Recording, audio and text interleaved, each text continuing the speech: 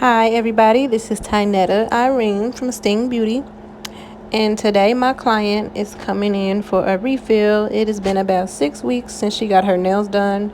As you can see, they are very grown out and the shape is way off, and she had 2 nails to come off.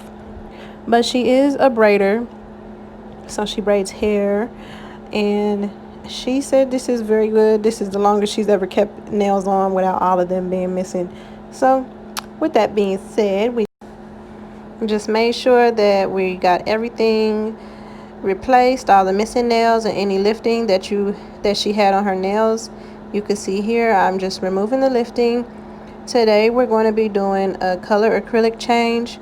So the first thing I'm doing is shortening all her nails so she can work with them, and removing the bulk of the old color acrylic, and like I said, removing any lifting. To do this, I'm using an extra coarse drill bit.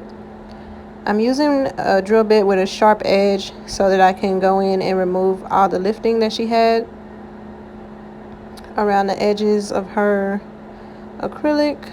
As you can see right here, you want to make sure when you're doing a fill that you remove all the lifting that your clients have so they don't have any problems later.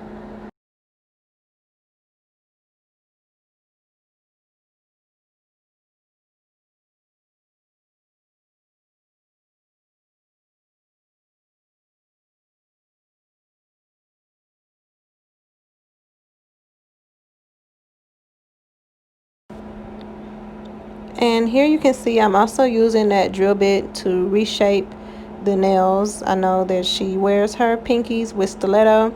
She says it helps her while she's braiding, and it's cute too, so to each their own. But by doing this kind of helps cut down on time when shaping with the hand file. So you guys know I've been kind of inconsistent with my videos, but I've already decided that I'm going to go ahead and record as many of my clients as I can so I can get some more content up for you guys. So this isn't the typical thing that I would put up, but this is more what my clients get. Usually I'll be posting a lot of designs and flashy stuff, crystals and whatnot, but a lot of my clients don't get that. They just get stuff that they can work with during their regular life. They still want their nails to look nice. So I figured, why not go ahead and post that. Nails is not always about the flashy and the designs and stuff. So just giving you guys a peek into my real life of what I deal with. And so yeah, still just removing the bulk of the acrylic. When you do a color acrylic change, that basically means filing the old color acrylic very thin so that you can put a new color on top without it being thick or bulky.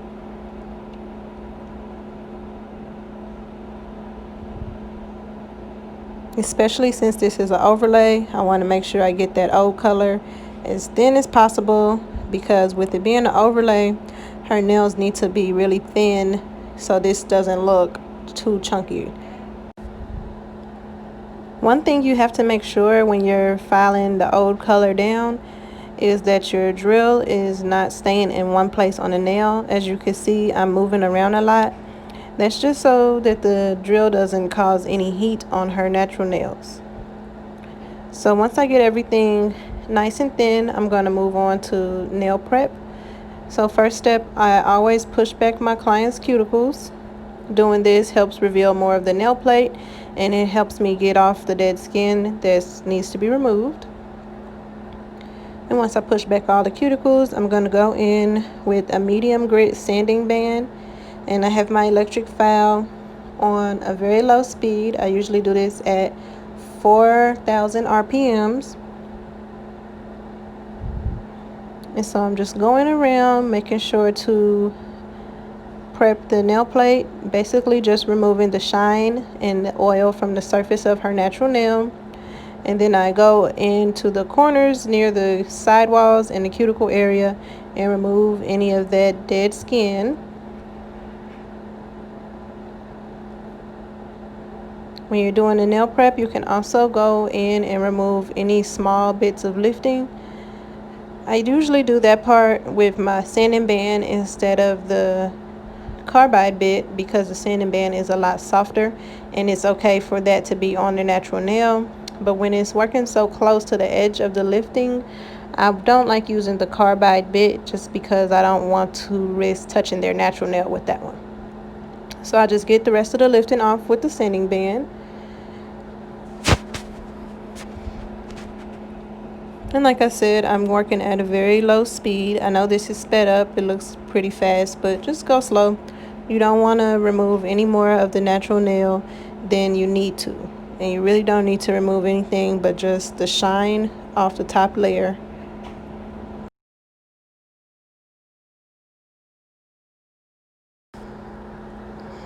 So once I finish prepping the natural nails with the sanding band, I'm going in with my cuticle cleaning bit from stingbeauty.com. And I'm going to use this around the sidewalls and the cuticle area to remove any of the dead skin that was left over. Doing this extra step is going to allow the acrylic to adhere to those areas. If you leave the dead skin on the nail plate, it's pretty much like a piece of plastic, this acting as a barrier. So if you were to glue two pieces of paper together but you had a piece of plastic in the middle, then they are not going to stick. So that's how I describe the cuticle dead skin to my students when I do classes. And so basically you just have to remove it. This cuticle bit, like I said, helps you go the extra mile and get it off. I'm also going around the side of her fingers if she have any calluses or extra dry skin as well.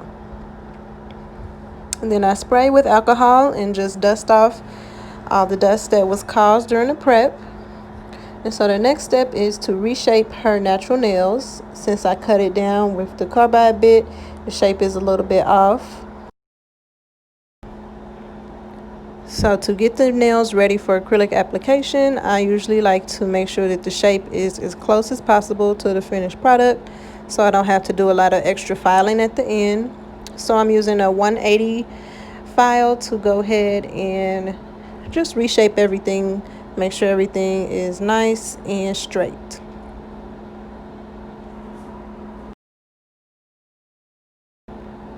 I'm using a 180 grit file for the shaping instead of a 100 grit because these are pretty much her natural nails. Even though there is a layer of acrylic over it, it's very, very thin, and I don't want the nails to break or I don't want to file off any more than I need to. So I'm using the softer side of my nail file, which is the 180 side.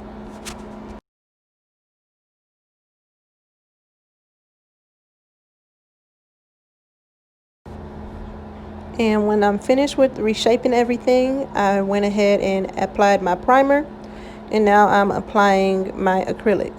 So since we're doing a colored acrylic today, I'm going to be applying a clear base to all her nails before I apply the actual colored acrylic. And since her middle nail popped off, I'm actually going to be sculpting that one on. So what I'm doing right now, I'm just getting the form out.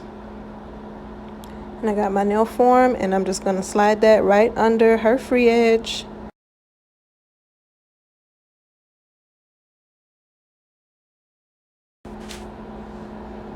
Just making sure that it fits snug under her free edge and that there is no gap in between her fingernail and the nail form. And now I'm going to use my clear acrylic and just go ahead and sculpt a clear base. And that bead was a little bit runny, so it was just running down the nail form, but all you gotta do is just clean it up and make sure that you're shaping the acrylic on the nail form in the shape that you want the nails. And as you can see on her middle nail, there's like a little discoloration. So I was asking her before the nail popped off, was it lifting? And she told me it was. So I come to the conclusion that she had a little bit of what we call greenie. And a greenie is basically just overgrowth of bacteria on a nail. If your nails are lifting and water gets under it, since it is dark under there, dark wet places are the ideal for growing bacteria.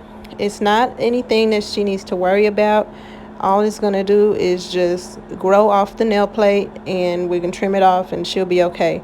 But I did have to let her know if her nails are lifting to either soak the nail off or come in for a repair, so we don't have to deal with that type of stuff. It does happen sometimes, but that's why we got to make sure that we come in for our fills more regularly. 6 weeks is a very long time. I don't recommend anybody to go that long, but sometimes life happens and you're not able to get in. So I just let her know if this does happen where you get lifting or anything, just take the nail off or just try to come in for a repair so you don't have to deal with that.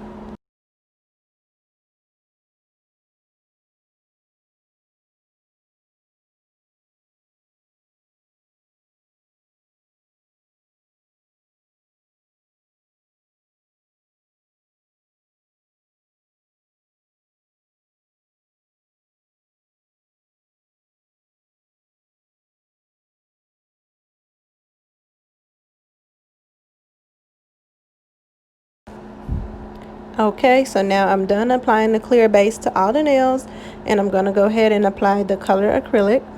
And today I'm using this very bright blue color. This color is from Glam and Glitz. It's a part of their Glow collection, and it's called Dawn on Me.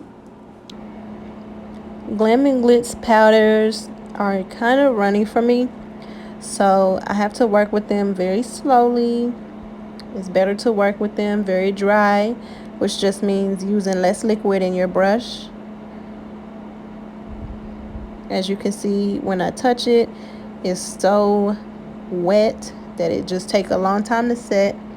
So I'm just working real slowly, trying to make sure I don't wipe all the color off the nail. I'm just patting it very lightly so I can get it to go where I need it to go. And I do like this color. This is a very popular color with my clients, especially the fact that it's glow in the dark. You know, everybody loves glow in the dark nails. And it's just a pretty blue color.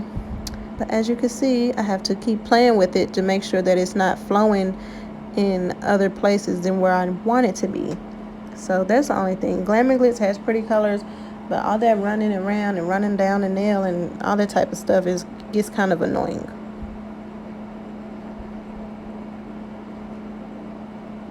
So most of her nails, I'm going to try to keep it down to one bead.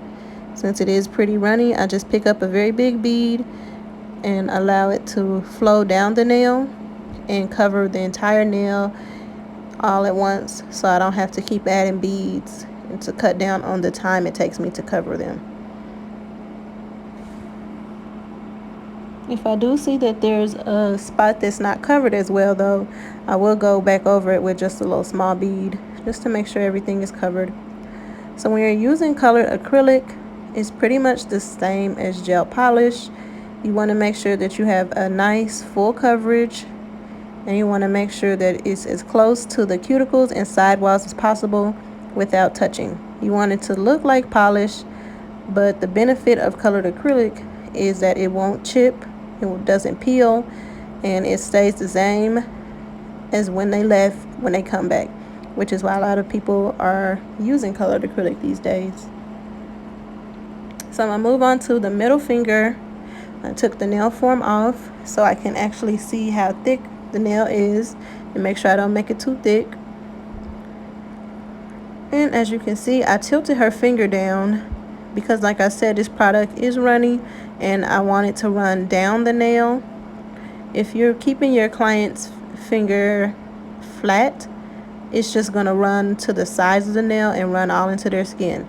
So to prevent that, I always make sure that I have their fingers tilted down, pointing towards the table, and I'm going to let gravity pull it down their nail instead of allowing gravity to pull it all over their skin.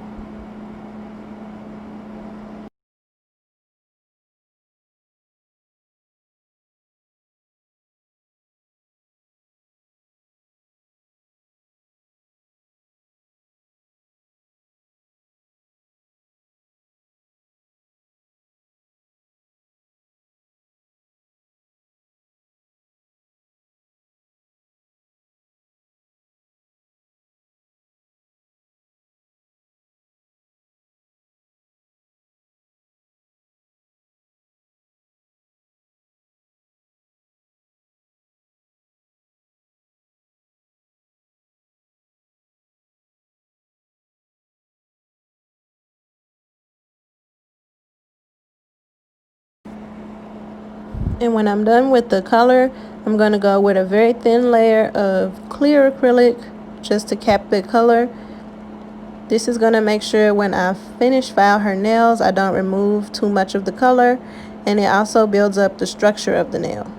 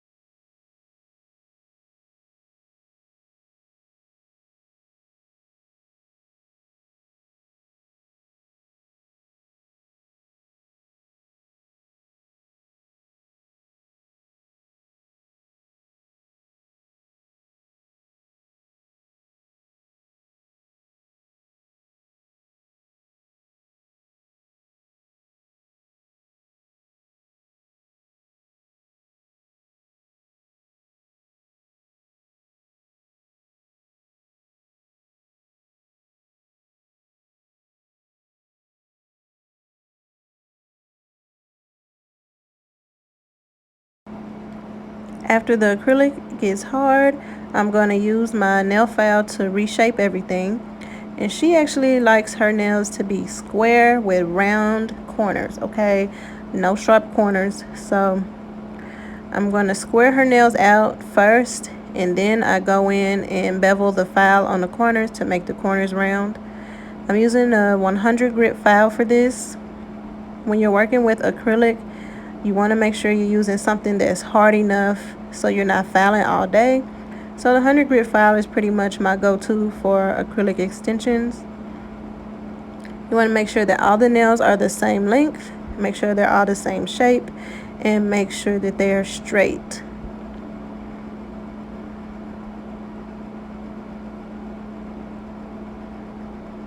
So since this middle nail that I sculpted was a little bit long, I went ahead and shortened it with the e-file instead of my hand file just to save some time. And now I'm going to use my electric file. I'm using a fine drill bit, and I'm probably doing about 12,000 RPMs. And I'm just going over the surface of the nail to make sure that there's no lumps or bumps, making sure everything is nice and smooth, and making sure that her nails are not too thick. You want to make sure that you get close to the side walls in the cuticle area so that there isn't a ridge or a harsh area, harsh edge right there. This is called sealing the cuticle, which basically keeps the acrylic down on the nail. It keeps hair, water, and dust, things like that from getting under the nail. So you got to make sure you seal the cuticles. There shouldn't be any type of a ledge right there. It should be a smooth transition. It should feel just like it grew out of their cuticles.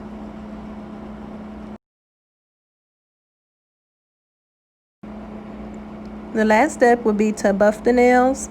Sometimes I'll use an actual nail buffer, and other times, like today, I'm using a sanding band, and I'm using the exact same sanding band that I used to prep her nails.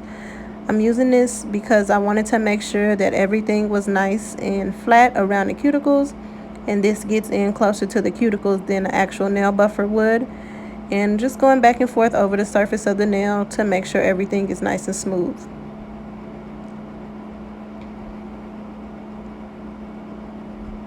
At this point, you can go ahead and reshape anything. If anything looks like it's not right, this is a good time to go ahead and do it. And then once I finish reshaping the middle finger, I'm going to go ahead and have her wash her hands, get all the dust off her fingers. And once she washes her hands, I'm going to go ahead and apply the top coat, and that'll be it. So like I said, my client here is a braider, so she doesn't like a whole bunch of stuff on her nails. And doing the colored acrylic instead of the gel polish will keep her color from peeling or anything, since she works with a lot of water, a lot of hair products. There's no reason for any concern about her color chipping or peeling off. You want to make sure when you're doing the top coat that you get all the way to the side walls and as close to the cuticle as possible without touching their skin. And this is the final step to a perfect set. So if you guys have any questions, you can always leave them in the comments down below. Make sure you follow me on Instagram at Sting Beauty Studio. You can add me on Facebook at Sting Beauty Studio. And please subscribe to my channel. If you have any questions or if you have any video requests, you can leave that below in the comments as well. And last but not least, we can't forget the cuticle oil. I'm using my Sting Beauty organic cuticle oil to go ahead and put some moisture back into her fingertips. Using all those chemicals can really dry your hands out, so I always recommend applying cuticle oil right after the service. So here's a close-up of the overlay, and thanks for watching.